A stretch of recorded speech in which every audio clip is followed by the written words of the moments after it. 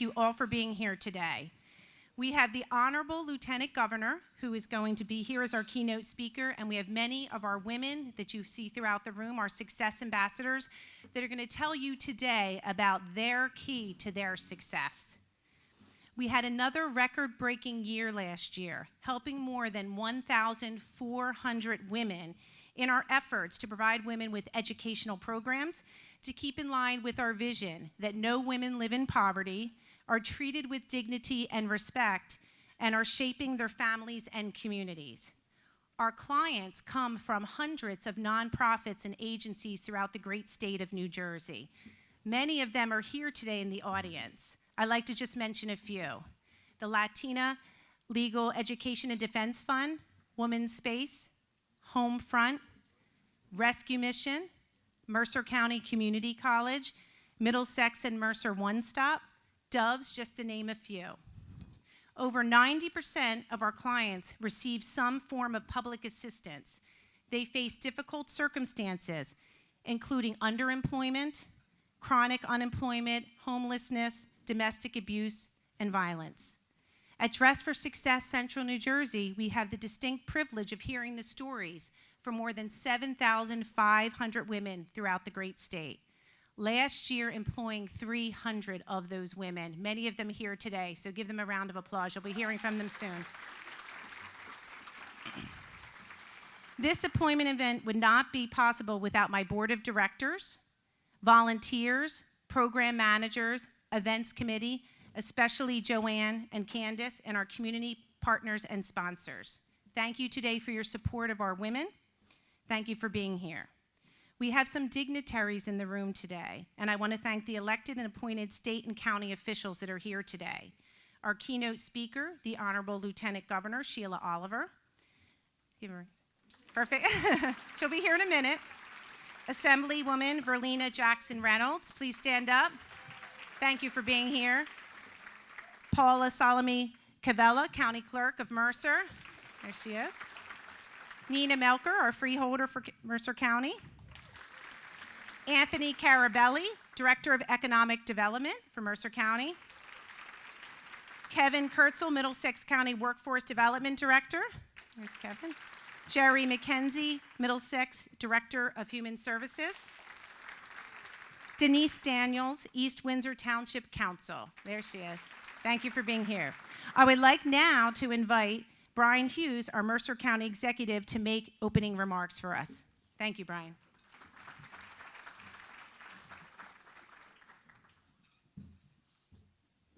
Thank you very much. I am not the Lieutenant Governor,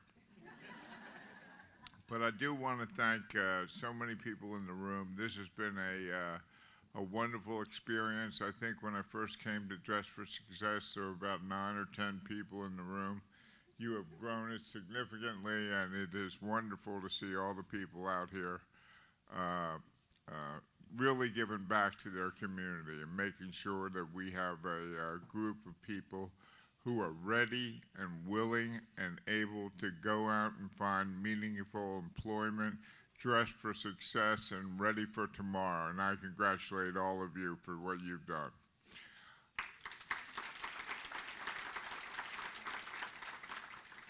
It is wonderful to be here. It's wonderful to see there's such empowerment going on, but it is also wonderful to realize that Mercer County, through your efforts, has set aside 10% of our all of our contracting to women and minority-owned business, and those women should be taking advantage of it, and they are in record numbers. So I want to tell you that is a great step forward for Mercer County, and it's a great step forward for women.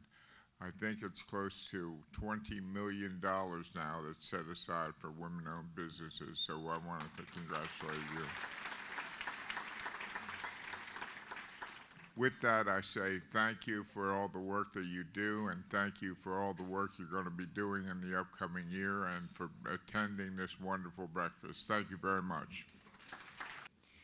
I'd like to thank now the Women's Empowerment sponsors. Without you, this would not be possible. Our title sponsor, and please wave for the people that are in the room, Bloomberg, Thank you so much. Where's our Bloomberg folks? Thank you for supporting, thank you for volunteering, and thank you for all being here. We have a full table. We're excited to have you. Our achievement sponsor, we have Bristol-Myers Squibb, Perseverance sponsor. We have Investors Bank, if you could all wave. We have the aspirational sponsors. We have Capital Health, PNC, there you go, Comcast, Mercadian, Robert Half, Stark & Stark, Witham, Robert Wood Johnson, Saul Ewing Arnstein and Lear, Rue Insurance, PSC&G, Olson Foundation. This is a lot of support. We thank you all. I still have more. Key to Success sponsor, we have Thomas Edison State University, our community partner, NJM Insurance Group, and I want to thank Sound Choice as well as Media Rights Services for being here. Give a wave. Thank you so much for donating your services to us today. Our women, that's why we're all here today. They have their remarkable stories of their keys to success, and that's really what matters, and that's why we're all here. Hearing these stories gives others who follow the hope that they too can gain confidence, self-worth, in hopes that they can become employed and become the next generation of leaders giving back. Naisha Kelly has done just that. Where's Naisha? There she is. She doesn't know, I'm surprising her. So Dress for Success has an international project where there's 134 affiliates participate. A client who has gotten a job becomes the member of the professional women's group, returns to her underserved community and gives back to the very people in her neighborhood who need her the most. I'm happy to announce this year's Dress for Success Community Action Project was committed to transforming women's financial health in each local community by heightening education and engaging people in that community to guard their financial health and wealth. The CAP project theme this year was Women in Poverty, and the title of Naisha Kelly's report was Your Journey to Financial Freedom. The CAP project had been an epic moment in Naisha's life as she described it, but what she does not know is she was ranked in the top 10 affiliates of Dress for Success from all around the world. This is the first time she's hearing this. I know. So, yeah, she's gonna make me cry. So Naisha delivered workshops at Brookdale Community College in Monmouth County, New Jersey, to a group called Displaced Homemakers. She worked alongside our program managers in financial literacy, designing your future, and financial workshops all throughout Mercer County. We'd like to now present Naisha with a certificate of achievement for her community giving and being ranked 10 out of 134. Please come up and accept your award. Let me get it to her.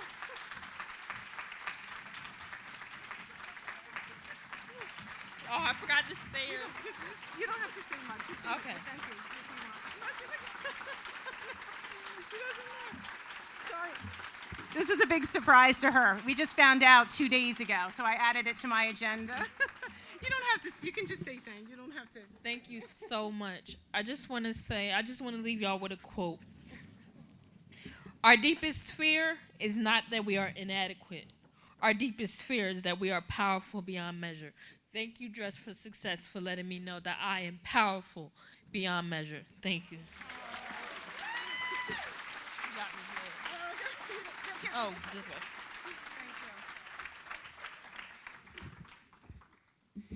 Today, I am inspired by our women who have taken the brave step to be advocates for us. We have a few success ambassadors to tell about their journey. The key to their success is a much talked about subject. Some define it in basic terms. Go the extra mile, you'll be successful. Hard work and determination pays off. Success lies in seeing failure as a tool. We've all heard all of these.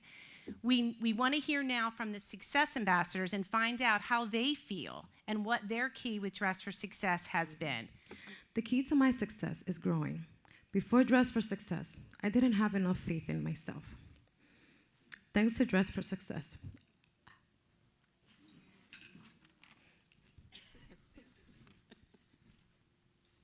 I have overcome many obstacles I couldn't achieve.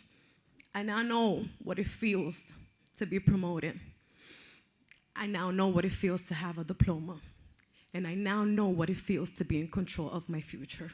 Thanks to Dress for Success. The key to my success is stop being in my own way, to move forward, keep myself surrounded by inspiring women. And I met someone this weekend that was just that case, and we shared the same story. And to keep sharing your stories with other women. And I inspire and empower myself. Dress for Success has helped me to move forward. And yes, this does get emotional. So I'll keep it short. But thank you very much. Thank you, Nancy.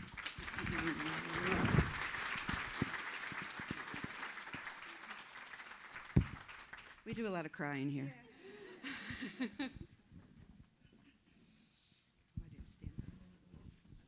Hi, everybody. My name is Crystal. So the key to my success is motivation. Before Dress for Success, I didn't have no faith in myself. I didn't have strength to do anything. I went into real bad depression. I was in a bad DV case. I was younger and I got burnt really bad. And coming to Dress for Success must have been a sign from God. Nancy here was one of my nurses as I was younger, 3 years old, and I had no idea. Since going to Dress for Success, I became store manager at Family Dollar. I enrolled as RN at Mercer County Community College, and I also got my CNA certificate, and I will keep moving forward. So because of Dress for Success and everybody, the women, the sponsors, I'm now making it, and I'm moving forward.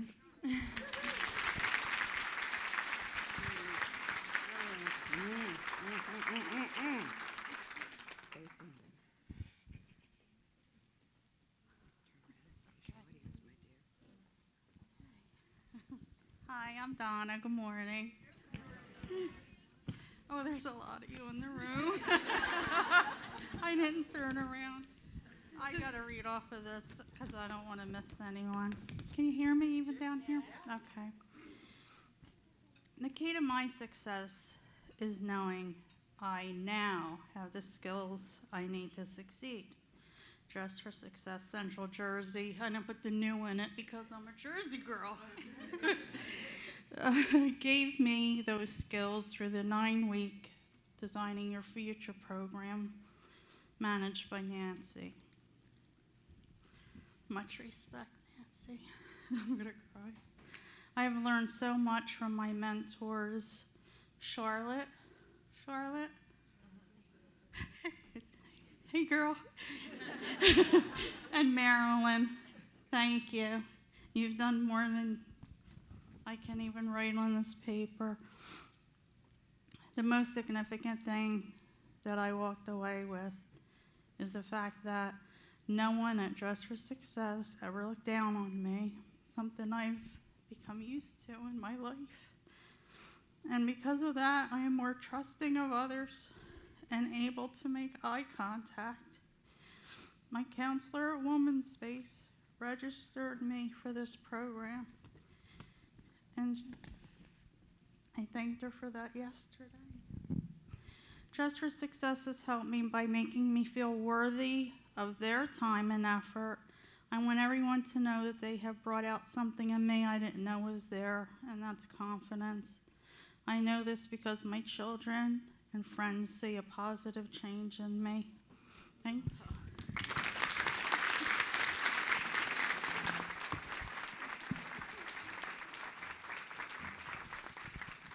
Aren't they all wonderful? Thank you. Please give him a round of applause. We thank you for being so brave to share your story with us today. It's with great pleasure for me now to introduce another one of our past clients, Gina Pearsons. Gina wanted to take her personal experience with New Jersey's child welfare system and implement positive change, so she began working for the Department of Children and Family Services in the regulatory department as a program specialist writing policy. Gina also works with foster and adoptive families services, where she educates young people on their higher education options through New Jersey Foster Care Scholarship Program. Gina is a wonderful example of strength and is now a part of our Dress for Success family. Gina, please come up and tell your profound story. Thank you.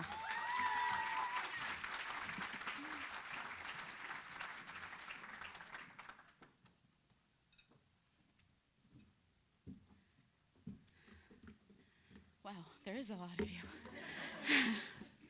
So after that, I need to gather myself after all these incredible women sharing their stories. Thank you so much for that. You all are so brave. Remembrance. I see black garbage bags down the hallway filled. I had no idea why they were there, and even more so, I had no idea why they were there. A confused child allowing trauma to supersede intimidation. I sit motionless. I listen yet again to this ridiculous excuse. I'm smarter than most, so I expect her to own up to her wrongdoings, but that would expect a lot from someone who acts like a child, despite her age. I know of her alcohol and drug use, trading me for cash, lack of supervision, and lack of parental skills. To her, it was a string of bad luck, as if she were on the receiving end of her ignorance. Remembrance, 16 years old, Camden, New Jersey. A judge asked me to write my new name on a piece of paper and slide it over to him. First name, Gina Lynn. No, to him, first name, Gina, middle name, Lynn. He's not only stripped me of my name, but my sense of identity. I am silent. No, I am silenced. A fragile teen forced into an adoption with the threat of returning into a group home, lingering in the back of her head.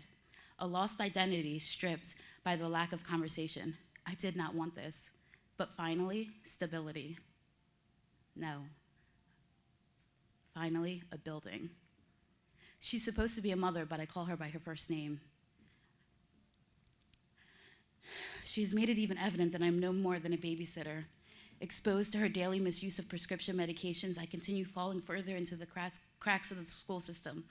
I am arrested during moments of innocence due to her lack of unawareness, restrained due to fear of police, and the escalation, it just continues.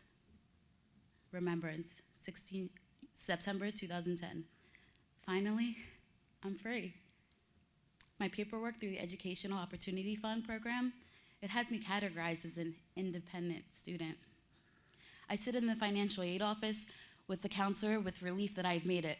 A first-generation college student, but unlike the many others, I'm quickly reminded of the terror I endured to get to this point. Good thing you went through the foster care system to get to this point, because now you have all this financial aid, she says to me. As if I should sense some form of relief because my trauma in that moment had been quantified into some monetary value that could be restored into one piece of paper. It couldn't, and it wouldn't. Unlike Olivia Jade, Lori Loughlin's daughter, my educational experiences could not be bought. It was with the assistance of the many social workers, coaches, mentors, therapists, athletic teachers, Dress for Success, that guided me on my path to success. Constant stigmatization with my ADHD, complex PTSD, PMDD, depression, anxiety, and body dysmorphia led me to my transition to the children's system of care. Once terrified of having others hear of my mental health issues, I now stand before you, a proud LGBTQ Black woman territorial of all of her identities.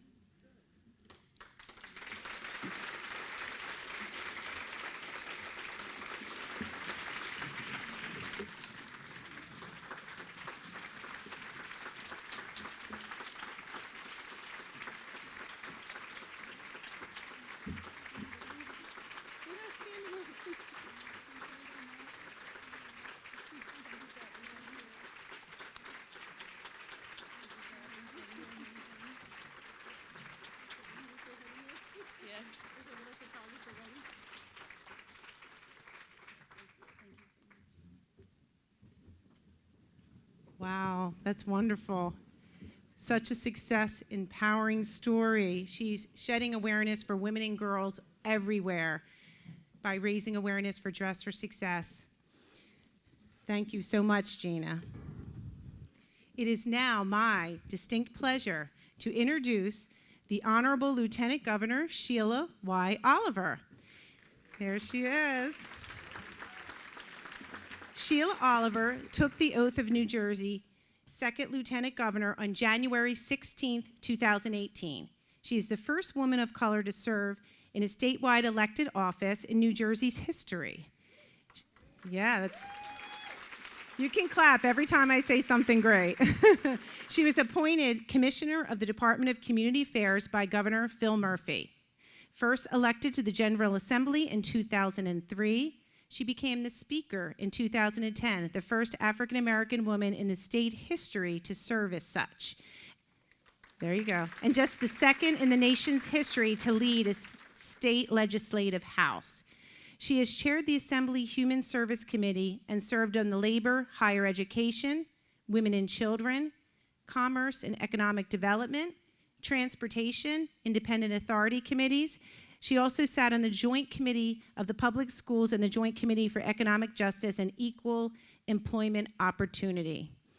Prior to the election in General Assembly, she served as the Essex County Freeholder and was a member of the East Orange Board of Education. The Lieutenant Governor began her career in public service as a Director of Youth and Special Projects for the City of Newark, where she focused on preparing young people ages 14 to 21 for the post-secondary education.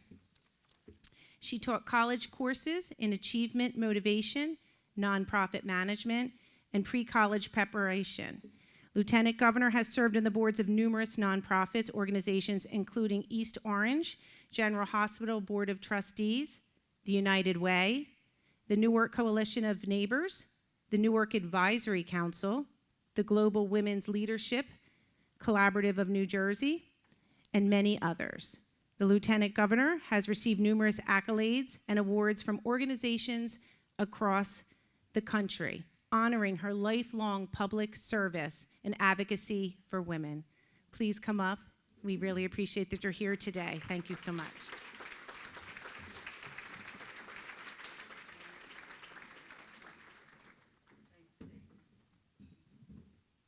Good morning, everyone.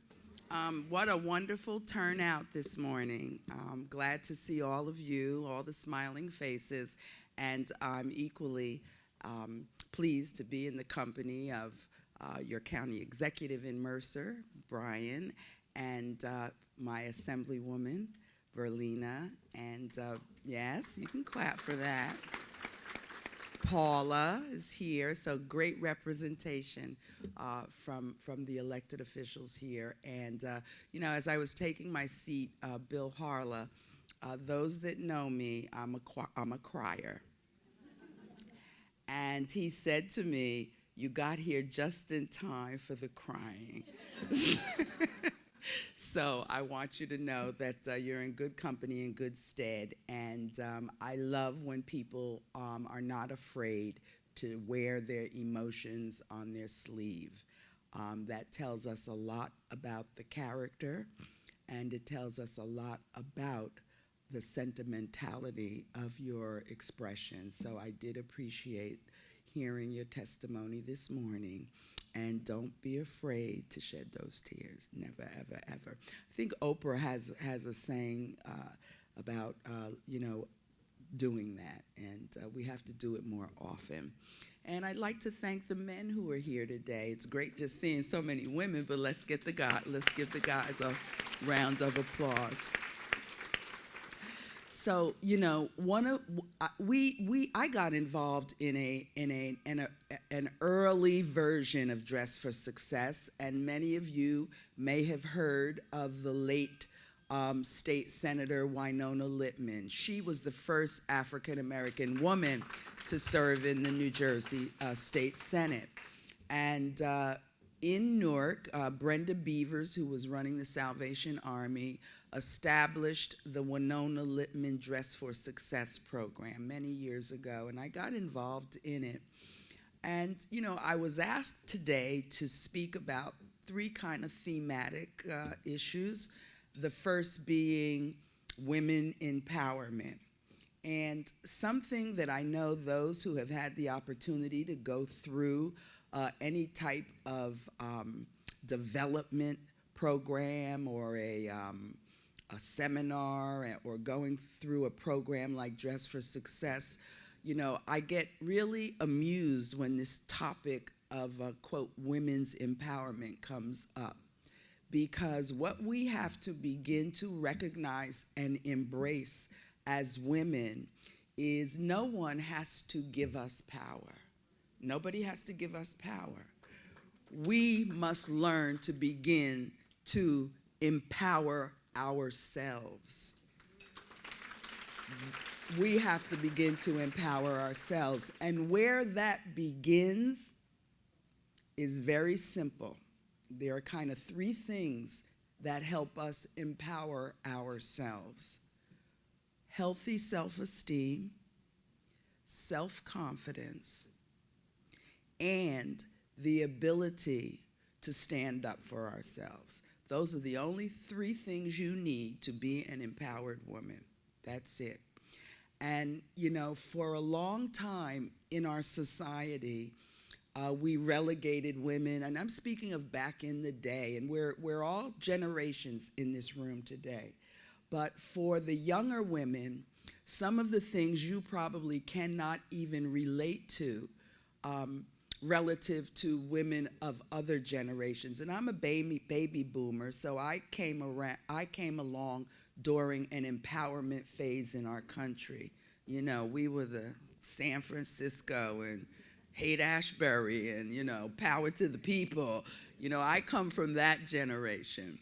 But the generation before me, I've talked to women from one end of this state to the other who are of another generation, and they described to me, I remember being in Bergen County one Saturday, and a woman came over to me and she said, I remember when I couldn't walk into a car dealership and purchase a car.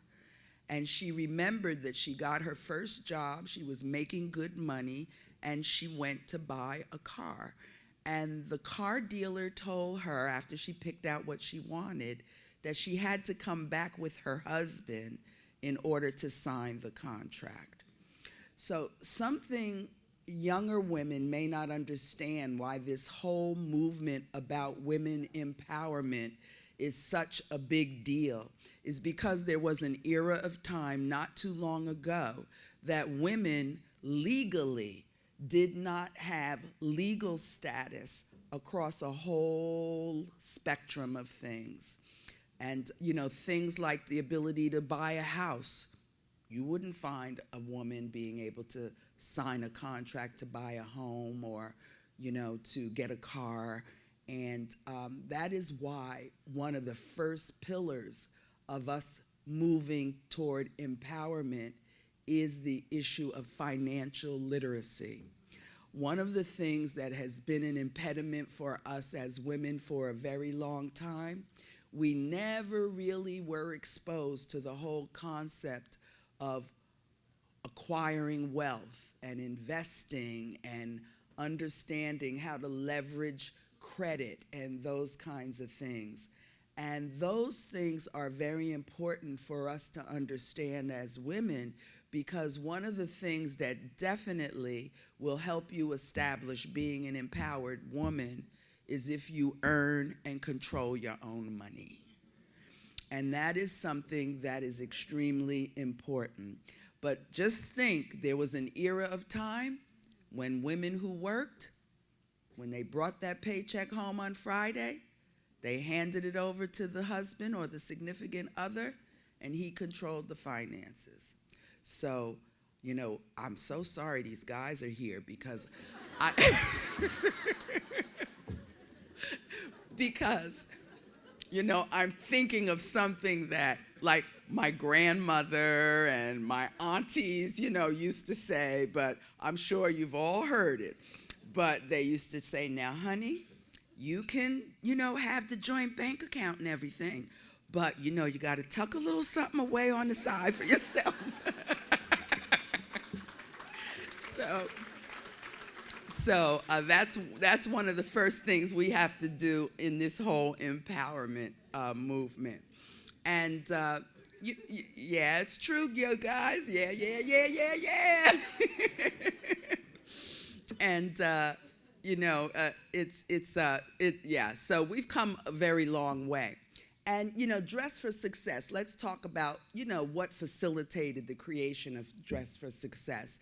And it was women who were out in the workforce, the labor force, and working in occupations and professions, wanting to help lift up other women to give them a step up and an entrance, into the world of work. And one of the things that we know stood in our way as women, first of all, and I told you, you could cry. I cried. Trust me, I cried. I was in Hackensack yesterday at Hackensack University Hospital, where they dedicated the John Thayer Hackensack Meridian Health affiliation with Georgetown University and the Lombardi Cancer Center. And just listening to those brilliant medical minds who are making strides in cures for cancer, all I could think about listening to them was my grandmother, who is gone, but 50 years ago she was diagnosed with cancer. And I just thought about her journey as a cancer patient and survivor, how primitive it was with the harsh radiation and that sort of thing. So as the doctors were crying, were talking, I got, oh gosh, these guys are great, they're geniuses. And I got so many texts and people who came up to me after the program. But one man who I loved, he had established a philanthropic trust at the hospital in the name of his daughter who had passed from cancer. And he came up to me. I never met this man. He lived in Chester, New Jersey. And he said, "I love you because you talk like a human being and not a politician." And I think that those of us who are in government and in careers, we can never not be afraid to show our humanity. So, yes. So women in the workforce, when we wanted to get those jobs and, we wanted to move up the career ladder, one of the things that we thought we had to do, and just think about some of the movies from the 70s and 80s, but we thought we had to have a very severe looking blazer, and we had to have a crisp white blouse with the collar starched up, and we had to wear sensible shoes, and we basically had to become mini guys in our work environments. And I like to share a story. When I started my career, when I was about 26, I became the executive director of a nonprofit organization in Newark. It had been created in 1946 by a woman who was a trailblazer. Her name was Dr. Mary Birch. And she retired, and I was hired by the organization to be the executive director. And it was a big fundraiser for the organization. I had just been on the job a week, and I went in the ladies' room with Dr. Birch, and she said to me, "Now, Sheila, you should wear pink lipstick and pink nail polish." I'll never forget this. And at the time, my favorite lipstick was by Chanel, and it was called Vamp. And the nail polish I had to match was Vamp. And it took me a long time to acculturate myself that while I loved Vamp lipstick and I loved Vamp nail polish, that I was going to be judged as I tried to raise money for this organization and bring leadership to this organization. People weren't going to just merely be listening to my sale about the worth of our organization. They were going to be looking at my fingers as I was talking, and they were going to be doing the eye contact, because we're taught to do eye contact in the world of work.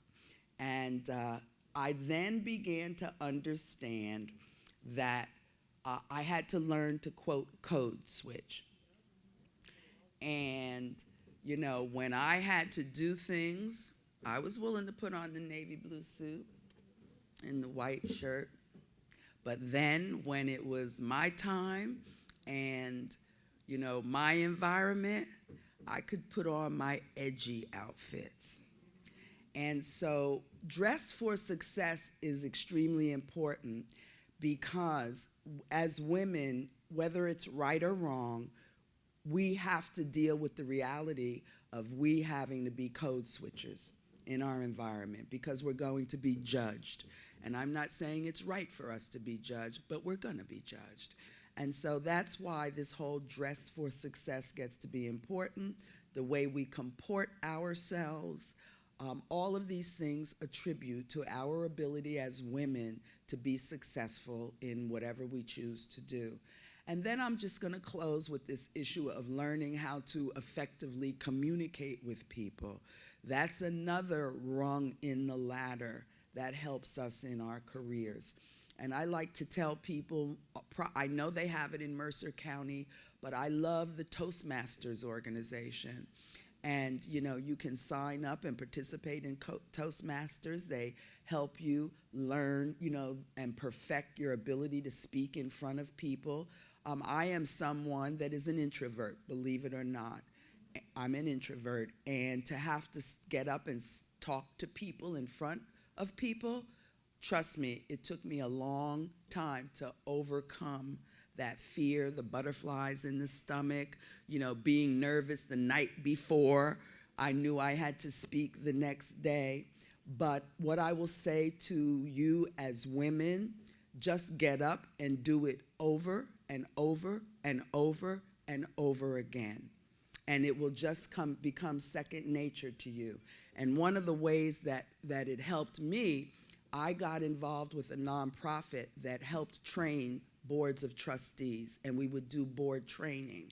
And I began to work with that organization. So I would have to be like, do workshops and seminars. That was very, very productive for me because it really helped me perfect the way to communicate. But the other pillar is learning to communicate effectively and not being afraid to communicate effectively. But it takes time. It's not something that happens overnight.